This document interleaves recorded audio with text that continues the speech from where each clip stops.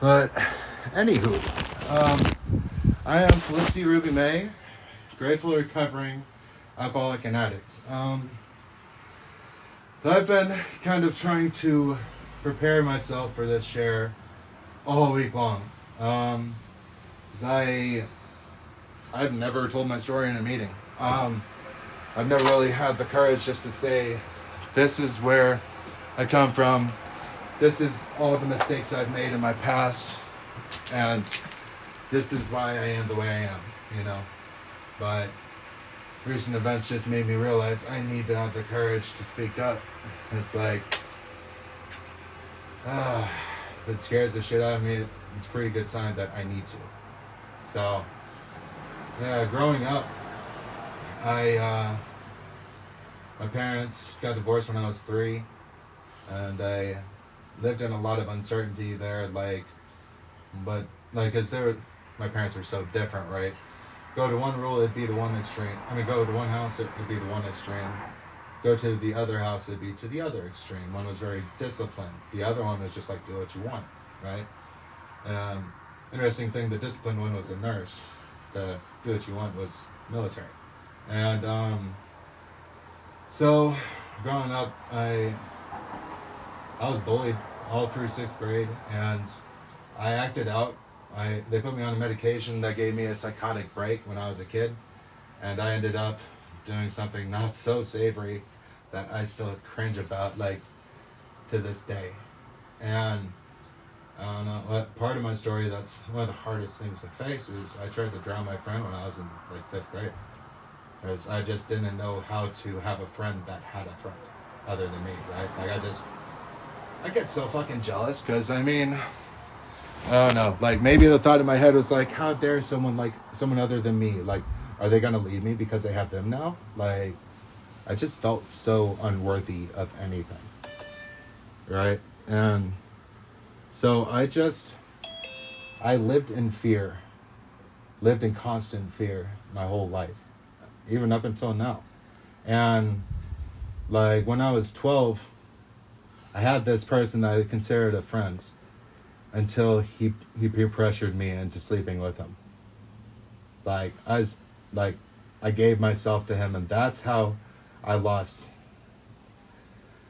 I guess I consider there to be 2 versions of virginity, right? That's how I lost that version. And I just felt such pain. I just shut down, shoved everything down deep, and I was just how the fuck do I live? So I didn't. I ran away from everything and decided that I wasn't really worth a damn. And not long after that, I ended up switching schools because the bullying was freaking horrible. And I switched schools. And when I got to the other school, I made this friends, but it's ironic. I was all afraid of being judged. But as soon as someone, I made this friends, she was cool with me, but people said she wasn't exactly sane or any of that. So I was just I'm done with her. Because I was so worried about what people thought of me that I didn't give a fuck about the people around me. It was just the people that I shouldn't have given a shit about, right? That I cared about their opinion. And so I ended up with this friend group. There's this girl in the group that I had a crush on. The guys set it up to where I could ask her out, but I chickened out. She got kicked out of school for smoking weed, on property. And then from there, I was alone. I didn't really have good friends. I was just isolated. I called myself a floater. Didn't have friends, just had people that I was acquainted with that I would talk to randomly, and they would tolerate my existence. And that basically continued. I date people. Basically all of my self-worth came from who I was dating at the time and the sport I was playing at the time and how well I was doing. If I wasn't dating someone, if I wasn't playing sports at the time, my self-worth went down the drain, and there was none, And so that continued up until high school. Throughout that, there were times sorry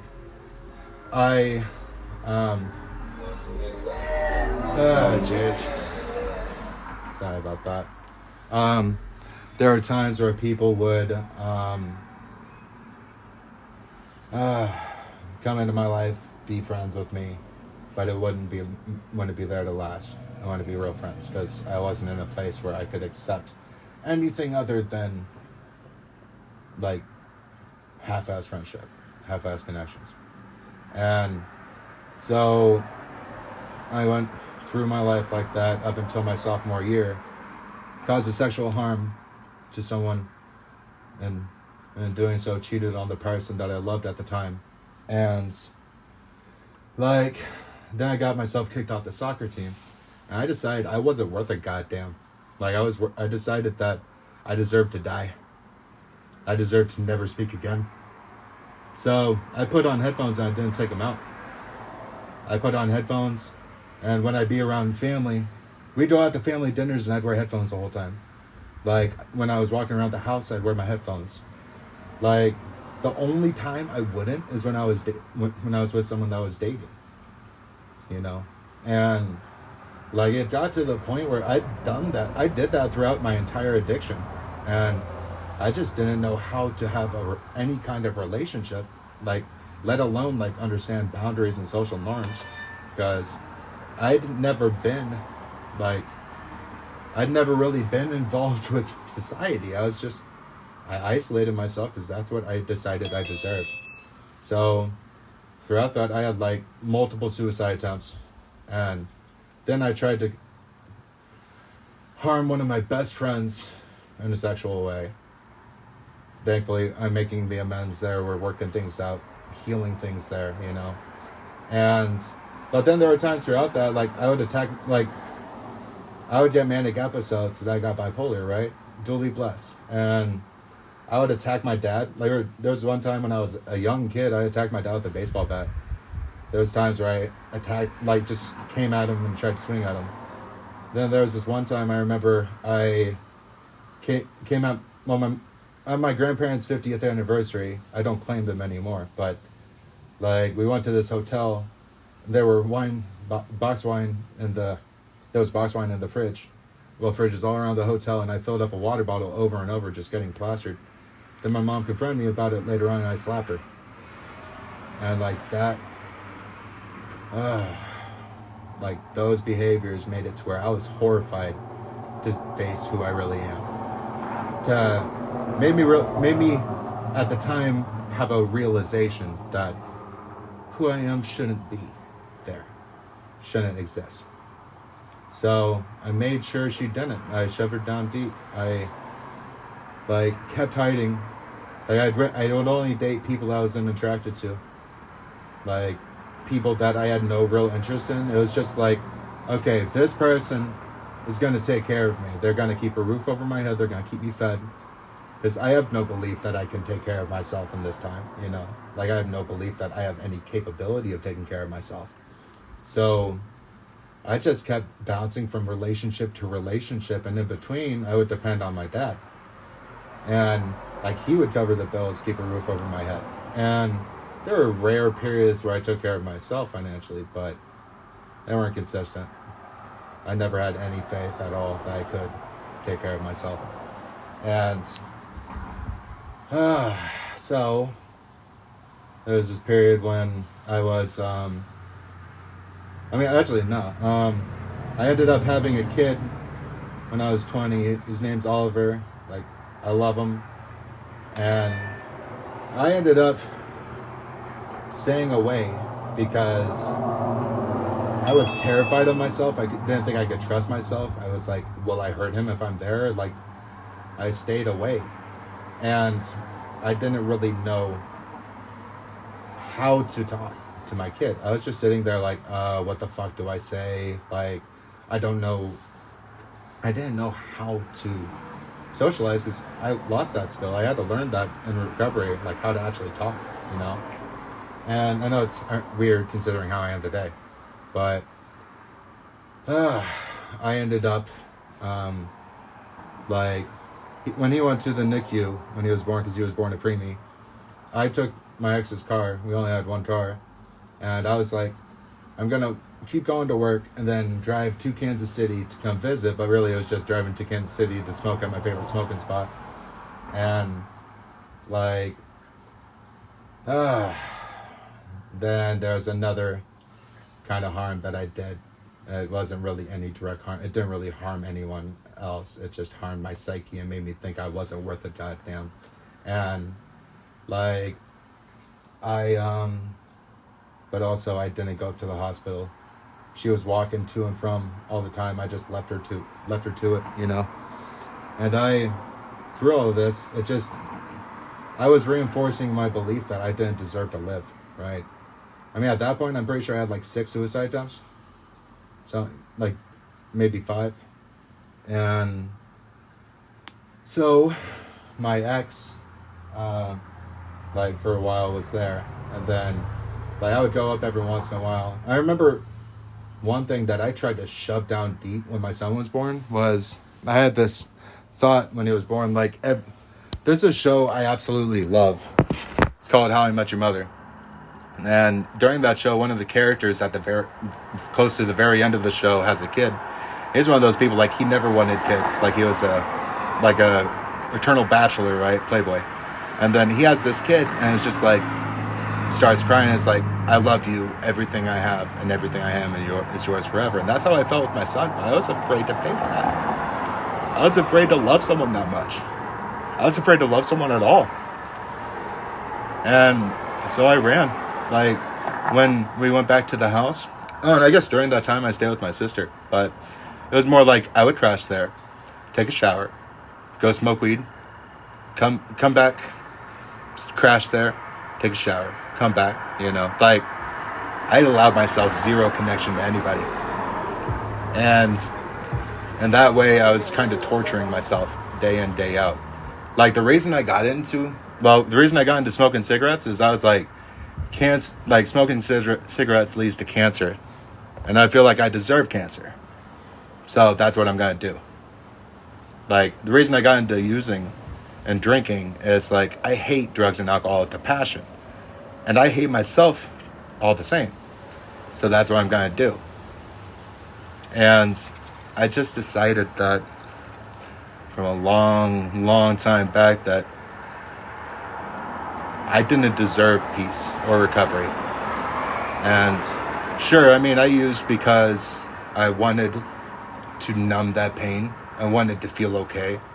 I wanted that feeling that only came when I had that drink or drug in my body, you know? But my biggest reason that I drank and drugged is because so I wouldn't face myself. Because I am my own worst fear. You know? Like, all that stuff in my past, all the harms I caused, all the times I hurt my family, hurt my son, not like actually directly hurt, but like by not being there, made me think, why do I deserve to live, let alone like have a good life? You know? And so I just I kept going, ended up dating someone else. That didn't last. Love bombed the fuck out of her. Then that was done. So then I ended up like getting with this person because I just was afraid of being alone. And she was the person I was with at when I got sober. And her name was Anissa, and like she was really chill. Like, she was there, but the problem is that I wasn't attracted to her, and I didn't really have that romantic feel. I was just like, this is more than I deserve. So I settled for that, and in so doing, I harmed her too, because it's just like, oh yeah, like, I'm going to settle for you. Well, in the meantime, you could have found the person that you're actually meant to be with, you know? Like, and so we dated until eventually I shut down, and we basically became roommates that didn't talk, which is how all my relationships ended up. We would talk until I ran out of things to talk about, and then the headphones went in. Just like every other relationship. And then, like, over time, there was a sexual harm that I thought was illegal. Turns out it wasn't. Like, during that period of time. And so I tried to kill myself 2 times for that, like, over that. And like before that, I'd been doing relatively well for being an active addiction, right? Like I was working, I'd gotten a pay raise, I was doing karate. I felt okay. Like I felt okay. And then I did that. I caused that pain. I caused that harm. And I decided I don't deserve a damn thing. Again. Like, I guess in classic Ruby style. And so I gave up on karate. I gave up on the job. And before that, I'd been doing well in that relationship, and I gave up on that relationship. And then she became more and more aggravated, more and more hurt by the fact that I wasn't even really there, even when I was. And so eventually, it was just like, she was done. But we ended up moving out of that. We were living in an apartment at the time. Ended up with black mold. They didn't do shit to fix it. They moved someone in with that black mold there after we moved out. Which still baffles me. But, like, what break? Like, we were moving out because of that mold. And, she was like, you're not coming with me.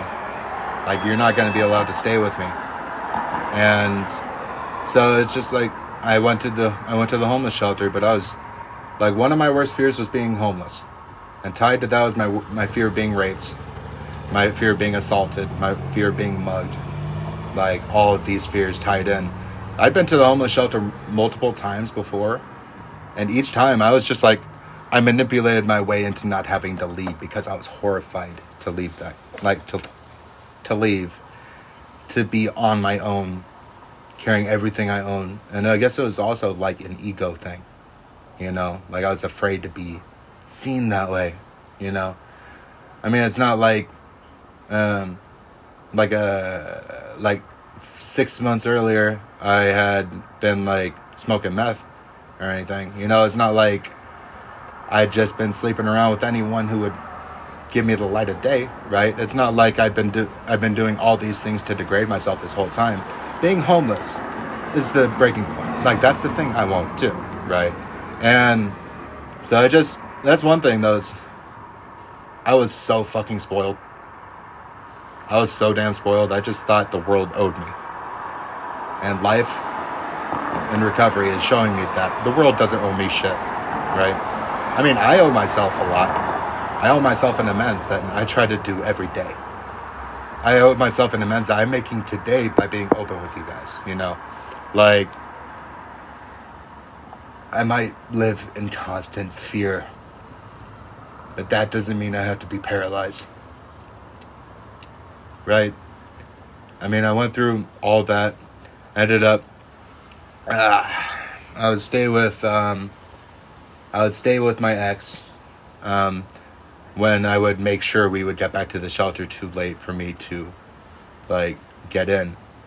And she was staying at a hotel at the time. And, like, she said that wasn't going to be an option. She was going to be moving in with her mom. And her mom hated me because I trashed the fuck out of her place, smoked weed in her backyard when she's ex-military.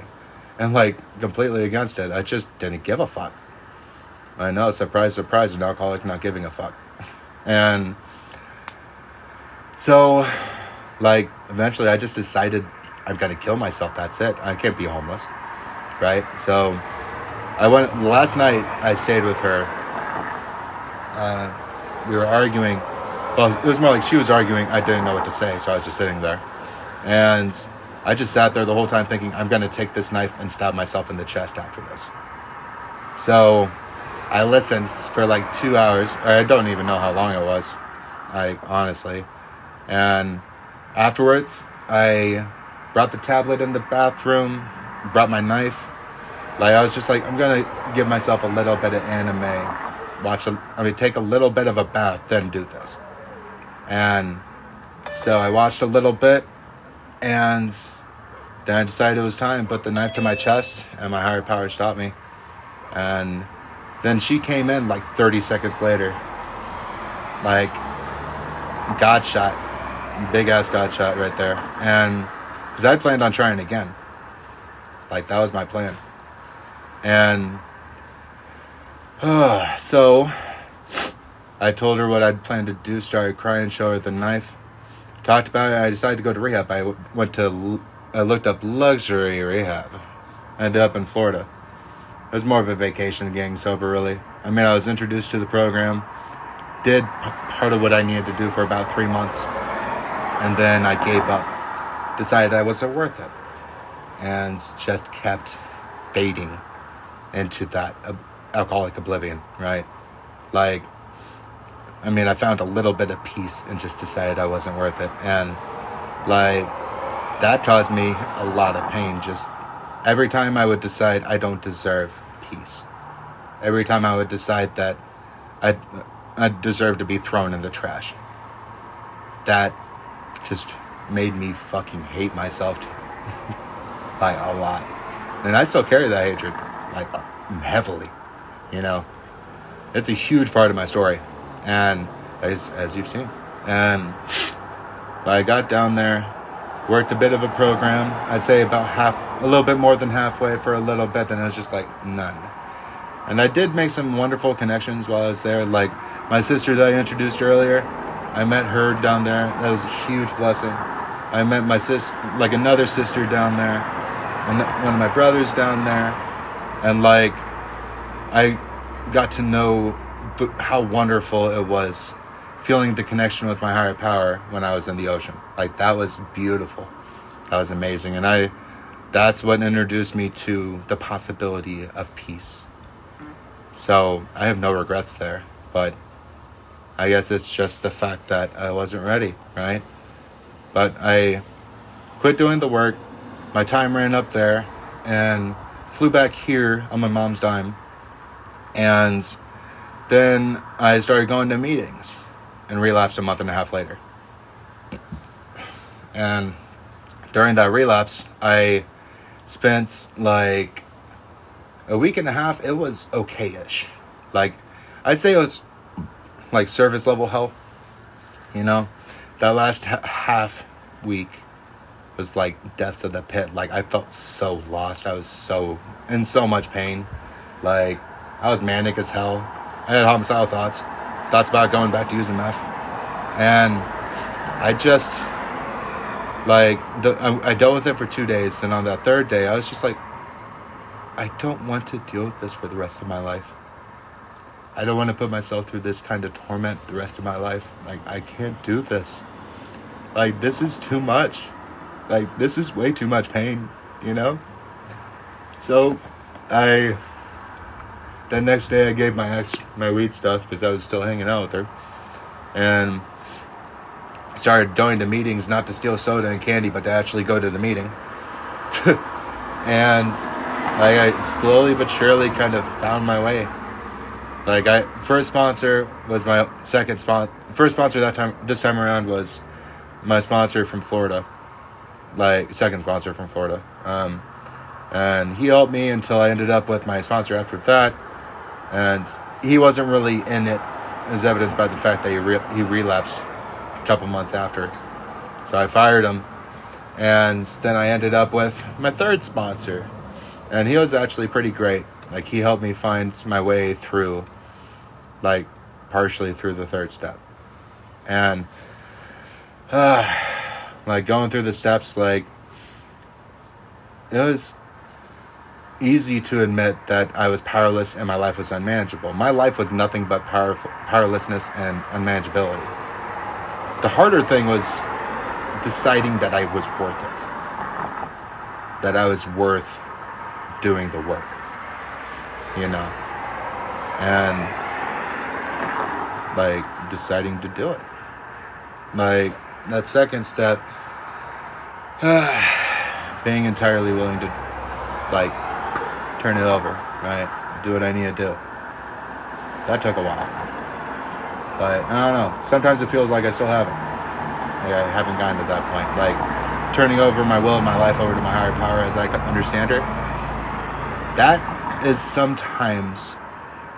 feels sometimes possible. Sometimes it feels like a complete impossibility. Like, sometimes it's just my head is so far up my ass I can't see left from right. and I don't feel like I deserve to see left from right, so I make sure I don't.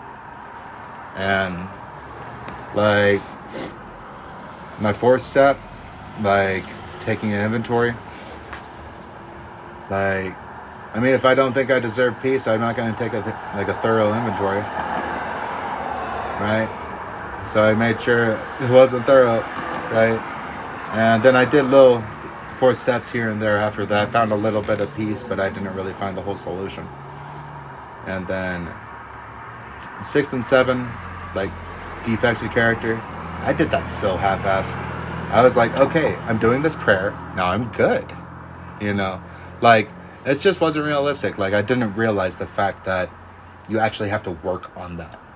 You actually have the courage to be like, I gotta do what I need to do to work through these defects, right? Work past them, turn them over to my higher power. And then, like, I had no willingness to, like, get ready to make amends. Like, that's one of my worst fears, facing the people that I harm. It's my, I mean, I could joke around and be like, it's my second worst fear right behind facing myself. I don't know if that's untrue or not, actually. Like, it is a big fear. And so I just didn't do my 8th step. Then I half-assed did my 9th step.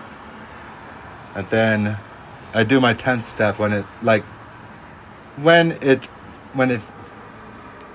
the mood strikes, I guess. Like, when I feel like it, you know? I mean, that's one thing that I'm still struggling with. Like, my recovery's not perfect. You know, my sponsor tends to say that she doesn't think I found a spiritual awakening. I think she's right. Like, I'm going through it. Like, I haven't really given myself that gift of being willing to be like, this is what I gotta do to get there, so I'm gonna do it, right? And so prayer and meditation, I can tend to be pretty good about that. Like, sometimes. There have been times I meditate 2 hours a day. There have been times I do prayer all throughout the day. But that has not been consistent throughout my recovery. You know? Like, and then sponsorship, being a service. I had absolutely no fucking willingness to do that for the vast majority of my recovery. Like, and I don't know if I can call my time sober actual recovery most of the time. Because I didn't have the willingness to do what I needed to do. But as I've gone through my time sober, like, I mean, I mentioned, like, I learned how to talk again. Like, I literally had to, like, learn how to talk. I got that first friend, and it was like, oh my God, I've got a friend. I haven't had a friend since, like, 6th grade. And, like, then that friend dropped, and I was hurt. But I kept going. I kept finding the courage to reach out and, like, open up. And over time, I guess, let me correct myself. Like, at the time, my sister, like, and, like, the other people I've met in Florida, I don't think I'd really allowed them to be a present part of my life to the point where I would consider us to have a significant connection. I just didn't. So that's why I was just like, this is the first time I've really opened up. You know what I mean? And so, like, and throughout that, I ended up with a sponsor that I told, like, the heaviest parts of what I've told you here tonight to that sponsor. And she spread it through grand sponsor, but she spread it through the rooms. Like, she decided it was her story to tell, and she told it. Like, she told people what was mine only mine to tell, right? And so that just tore me apart, and I was afraid to go in the rooms. And I also decided to transition. People wanted to kick my ass for transitioning. Like, I'm in the Bible Belt, and it's not exactly the most friendly place for people like me. And so there's a whole ass mountain of fear that I am just now beginning to have the courage to sift through. And the only reason, I truly believe the only reason I have the courage to face it right now is because it's gotten to the point where I have to. I have panic attacks all the time. I'm panicking right now. I panicked before the meeting, right? It's all the time, man. Like, all this pain, I didn't really give myself the gift of working through it before it became a mountain that I had to dig through, right? I didn't gift myself that. I decided that I deserved that pain. I decided that through my actions, I decided that fuck doing this. I'm just gonna distract. You know? And so that was just how it was. That's how my life was. And I can sit here and fucking hate myself for it, which I have up until today. Damn. Or I could just try to make peace with myself, have the courage to speak up, say this is who I am, and I'm not afraid to share that, you know? Or actually, no, I'm not afraid to face the fear. Like, I'm afraid to share it, of course, but I don't know. And like, through recovery, I've met amazing people. And honestly, I've fucked over amazing people. I've treated the people I love horribly. Through me not understanding those social cues and social norms, I've pushed people away. Like, a lot of people don't seem to understand the fact that I have no way to understand these things because I never learned how. But I'm working towards it. Like, I'm trying to find that courage to just keep working. And it might scare me. It might be my worst fear to face myself, but I'm going to. That's why I'm here today sharing my story. Because I need to get this out. I need to be able to accept who I am, my past, everything. Because I don't feel like slowly dying anymore. And I was hoping I wouldn't need a tissue, but I definitely need a tissue.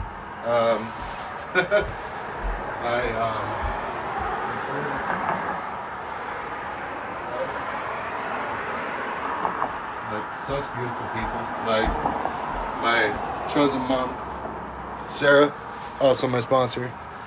I met her, and she's just been a huge blessing. Honestly, I kind of credit her with a lot of the courage it took me to share this today. Like, Annie, like, you've been such a gift. Like, you might be a firecracker, but you're my firecracker. Like, Becca, you seem pretty chill, and I look forward to getting to know you, right? Like, Crystal, our chats are always so lovely, and I'm so glad I met you. Julia, like, you've been a huge blessing in my life, and I'm so grateful that I met you. Like, Hadley, you seem chill, and I want to get to know you. Like, all these people, like, this is just people in here right now. I've got so many gifts of recovery that if I pull my head out of my ass and really see it, how the fuck can I not be grateful, right?